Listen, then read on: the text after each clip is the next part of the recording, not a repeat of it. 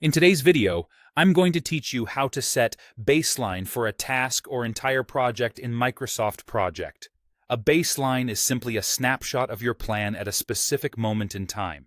It locks in planned start and finish dates, durations, work, and costs so you can compare them later with actual progress. This is essential for understanding variances, communicating changes to stakeholders, and running earned value analysis once execution begins. Let's start with saving a baseline for the entire project, which is the most common approach before work starts. Open your project in Microsoft Project. On the ribbon, go to the Project tab. In the Schedule group, select Set Baseline, then choose Set Baseline. A dialog appears where you can choose which baseline slot to use, either the default baseline or one of the numbered slots, baseline 1 through baseline 10. Under the For section, select Entire Project, then click OK. With that, Microsoft Project stores a complete snapshot for every task and summary task in your plan. This gives you a full reference point to measure slippage, cost overruns, and changes as the project progresses. If you only want to capture part of the plan, maybe a specific phase, a set of work packages, or new scope you've just approved, you can baseline selected tasks. In a Gantt chart or task list, select the tasks you want to include. You can hold Shift or Control to multi-select non-contiguous items.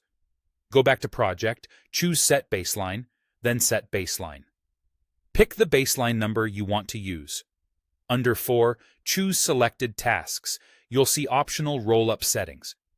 If you enable to all summary tasks, baseline values from your selection will roll up, so parent summary tasks reflect the baseline totals. If you enable from subtasks into selected summary tasks, the baseline from the subtasks will update only the summaries you've specifically selected, which is helpful when you're tightly controlling what rolls up. Click OK to store the baseline for just those tasks. A few tips to keep you on track. Microsoft Project lets you save up to 11 baselines in a single file, the default baseline plus baseline 1 through baseline 10. Use different slots to preserve your original plan and capture approved reforecasts at key milestones. Be deliberate with roll-up choices, so summary tasks show the right picture without accidentally overwriting higher-level baselines. And always verify what you set. Add fields like baseline start and baseline finish to your view, or switch to tracking Gantt or a variance table to confirm baseline versus current values. That's it.